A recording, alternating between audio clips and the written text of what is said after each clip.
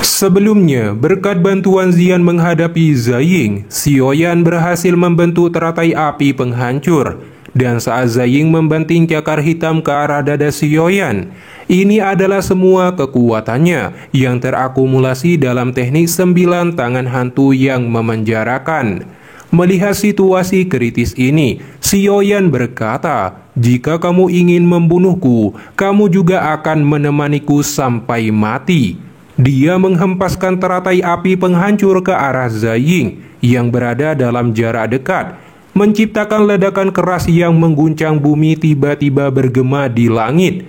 Badai api penghancur merajalela menyebar luas seperti gelombang badai. Seluruh pegunungan bergetar seperti gempa bumi. Banyak garis retakan besar tersebar ke segala arah dengan lembah di tengahnya.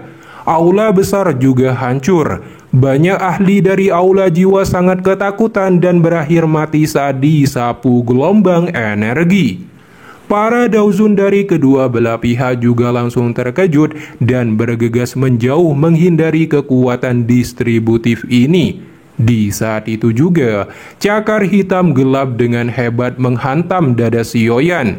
Dia langsung muntah darah dan suara tulang di dadanya terdengar. Bahkan tubuhnya terhempas ke gunung sampai terkubur bebatuan. Zian segera bergegas menolong Xiaoyan setelah menghancurkan batu besar. Dia meraih Xiaoyan dari dalam dan dengan cepat naik ke langit menghindari riak distributif yang menyebar. Ziyongzhang melihat Xiaoyan berlumuran darah dan bertanya bagaimana keadaannya. Wajah Zian sangat cemas. Ini adalah pertama kalinya dia melihat Xiaoyan menderita luka yang sangat parah.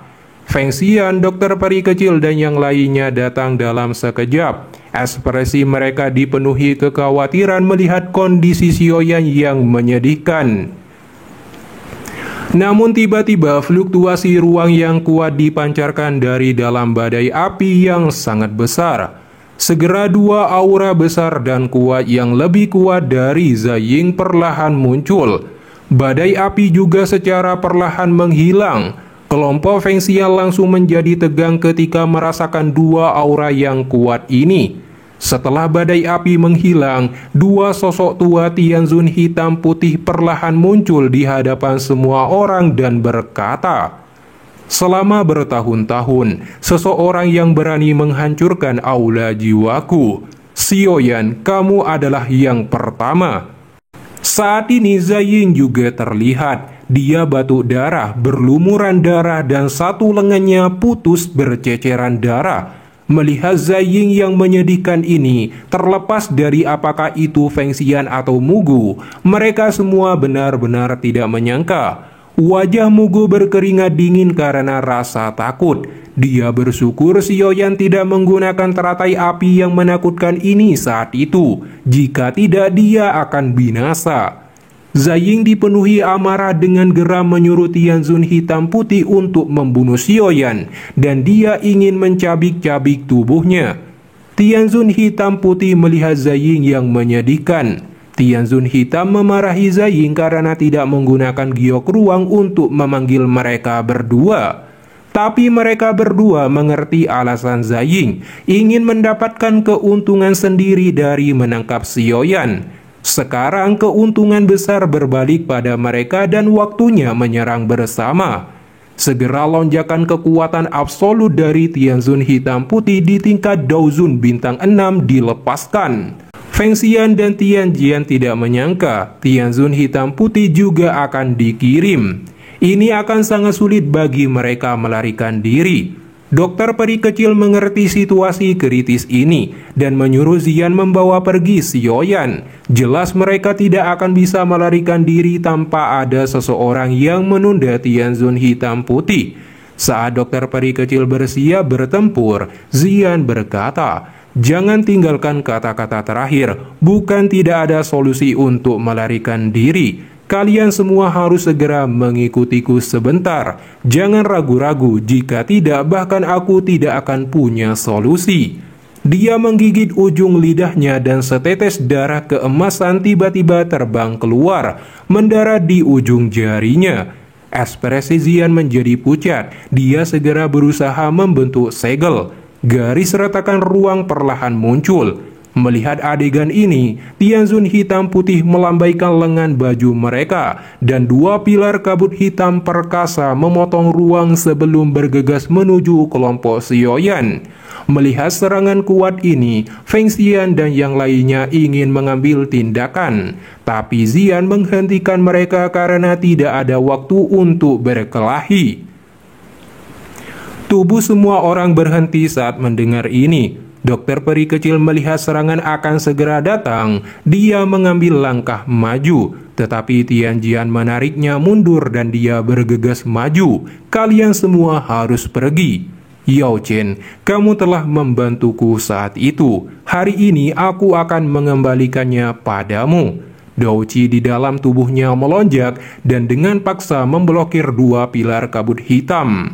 Namun kekuatan menakutkan itu langsung mengguncangnya hingga dia mengeluarkan seteguk darah. Tianjian mengusap jejak darah dari sudut mulutnya. Dia tertawa keras ke arah langit. Segera semua orang tercengang saat mengetahui bahwa Douqi di dalam tubuhnya menjadi liar dan kejam. Tianzun hitam putih menyadari bahwa Tianjin akan meledakkan dirinya. Sementara Tianjian menghalangi dua Tianzun dan akhirnya meledakkan dirinya. Pintu ruang akhirnya terbuka. Segera cahaya perak melonjak dari dalam dan membungkus kelompok Xiaoyan. Ekspresi Zian semakin terbebani. Dengan kekuatannya saat ini, dia terlalu memaksakan dirinya untuk membuka pintu ruang dan membawa sekelompok orang bersamanya.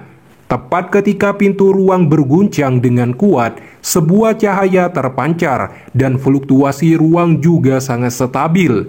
Zian bersyukur melihat perubahan ini. Segel tangannya berubah dan cahaya dari dalam pintu ruang meledak. Kekuatan hisap yang menakutkan melonjak dan dengan paksa menyeret kelompok Xiaoyan ke pintu ruang dan menghilang. Perubahan tak terduga ini secara langsung menyebabkan Tianzun hitam putih tercengang dan sangat marah.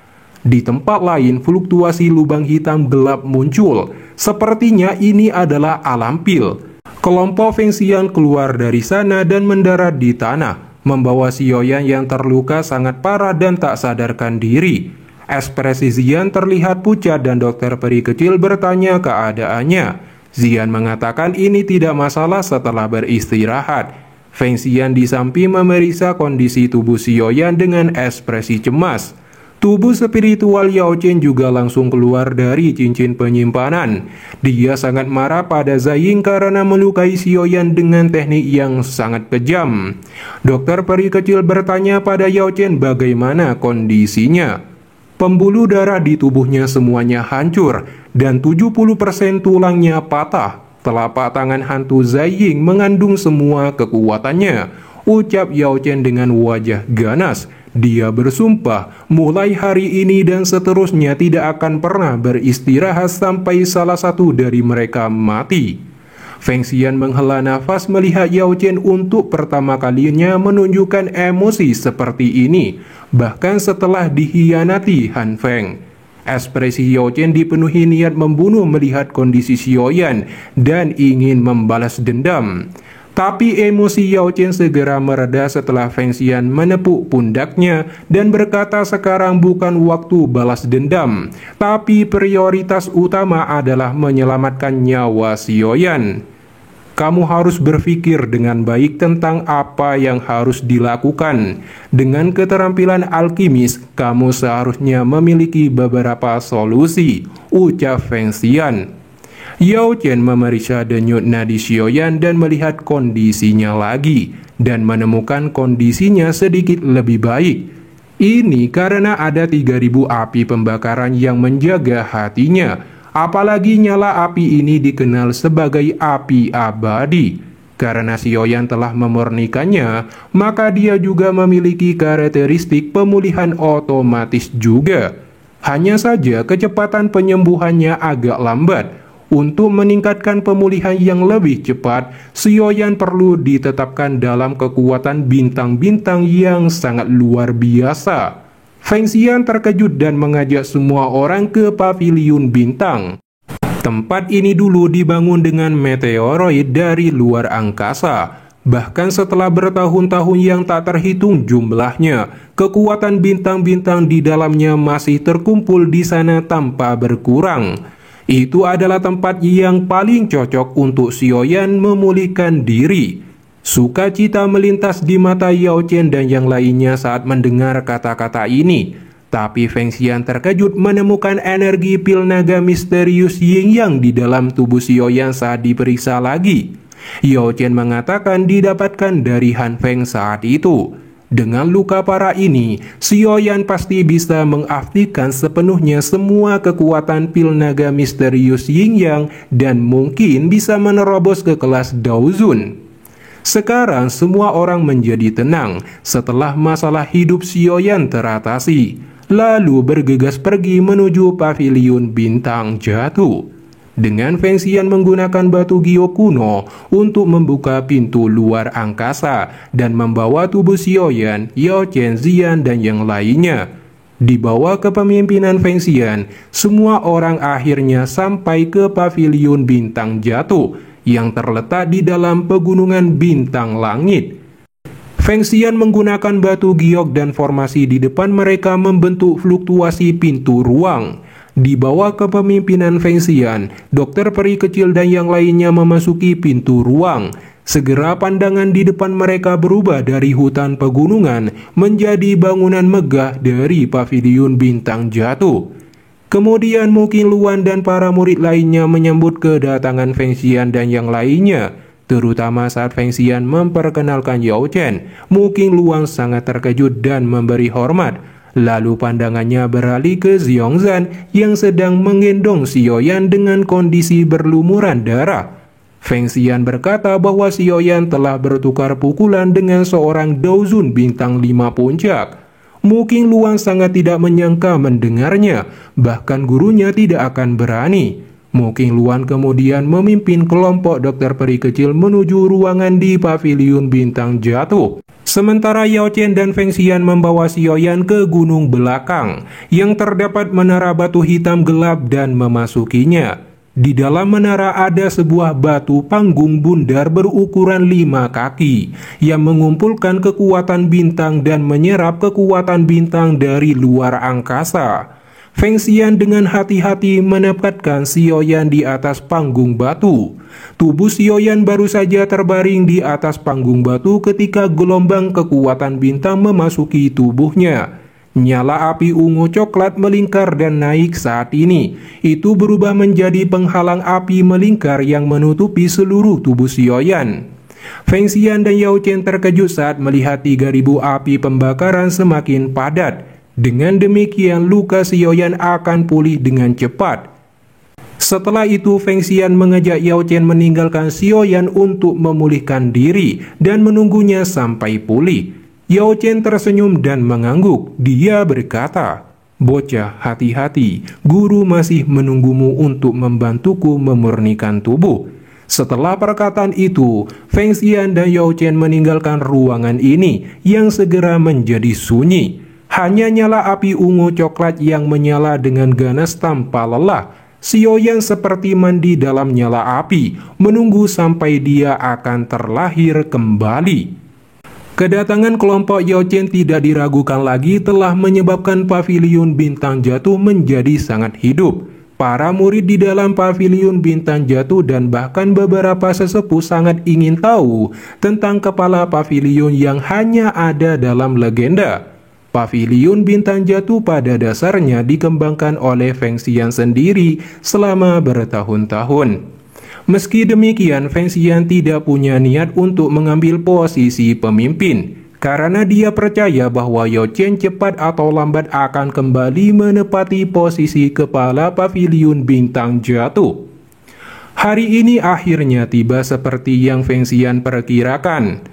Oleh karena itu, setelah menyelesaikan masalah Xiaoyan, dia telah mengumpulkan semua murid paviliun bintang jatuh keesokan harinya dan mengumumkan masalah posisi kepala paviliun. Yao Chen hanya bisa tersenyum pahit menghadapi situasi ini. Namun dia tidak menolak apapun kali ini, karena dia telah mengerti bahwa hanya dengan kekuatan besar seseorang bisa ditakuti. Yao Chen telah menerima pelajaran saat dia masih tidak begitu terikat dan bebas, sampai akhirnya dia diserang dengan kejam oleh aula jiwa. Jadi dia tidak akan melakukan kesalahan untuk kedua kalinya. Yao Chen menerima posisi tanpa menolak. Selain itu, Xiao Yan pasti akan berhadapan langsung dengan aula jiwa jika dia ingin menyelamatkan ayahnya. Pada saat itu, Xiao Yan akan membutuhkan beberapa faksi yang mendukungnya dari belakang. Kali ini Xiao Yan telah mempertaruhkan kematian untuk menyelamatkannya. Hal ini menyebabkan Yao Chen menaruh semua harapan pada muridnya ini. Feng Xian menghela nafas lega ketika dia melihat bahwa Yao Chen tidak menolak pernyataan kali ini. Setelah ini, Feng Xian dan Yao Chen memutuskan untuk menutup pintu gunung dengan formasi bintang jatuh hebat, karena mereka takut aula jiwa datang membalas dendam dan mengganggu kesembuhan Xiao Yan. Seiring berjalannya waktu, Feng Xian dan Yao Chen mengirim beberapa intelijen dan menemukan bahwa tidak ada pergerakan dari aula jiwa. Dalam sekejap mata, 1 bulan telah berlalu. Xiao Yan yang berada di dalam menara batu masih tidak menunjukkan jejak kebangkitan. Namun tubuh Xiao Yan telah menunjukkan kondisi membaik dan terlepas dari kematian. Selama 1 bulan ini, dokter peri kecil dan Tian Hao juga mengambil posisi tetua di paviliun bintang jatuh. Setelah Feng Xian mengundang mereka dengan susah payah, adapun Xiong Zhang terpaksa menyetujuinya juga karena diancam oleh Xian. Waktu mengalir seperti air, musim semi berlalu dan musim gugur tiba. Waktu setengah tahun berlalu tanpa ada yang menyadarinya, namun Xiao Yan masih belum bangun. Meskipun semua orang bisa merasakan bahwa kondisi di dalam tubuhnya menjadi semakin baik, dia tetap tidak menunjukkan tanda-tanda kebangkitan. Bahkan Yao Chen merasa agak tidak berdaya menghadapi adegan ini. Satu-satunya yang bisa diandalkan terkait masalah ini adalah Xiao Yan sendiri. Selama periode ini, gunung belakang telah diberi label sebagai tanah terlarang paviliun bintang jatuh, karena Xiao Yan masih dalam tahap penyembuhan dan pelatihan tertutup. Sementara di wilayah barat laut benua Daoji, setiap warga Kekaisaran Jiama menyadari bahwa penguasa sejati Kekaisaran ini bukan lagi keluarga Kekaisaran Jiama. Sebaliknya itu adalah aliansi yang dipimpin oleh Xiao Yan. Di suatu aula besar yang megah dan menjulang tinggi di tengah kota suci Jiama, tempat ini adalah tempat dengan otoritas terbesar di dalam Kekaisaran Jiama. Pada saat ini, bagian atas aula besar, Ratu Medusa berdiri memandangi bulan yang indah dan berkata, "Sepertinya sudah 5-6 tahun. Xiao Yan, kamu telah berjanji pada ratu ini bahwa kamu akan kembali. Jika kamu mengingkari kata-katamu, aku akan merobek mayatmu menjadi puluhan ribu keping bahkan jika kamu mati." Setelah perkataan itu, suara anak kecil tiba-tiba terdengar memanggil Ratu Medusa dengan sebutan ibu.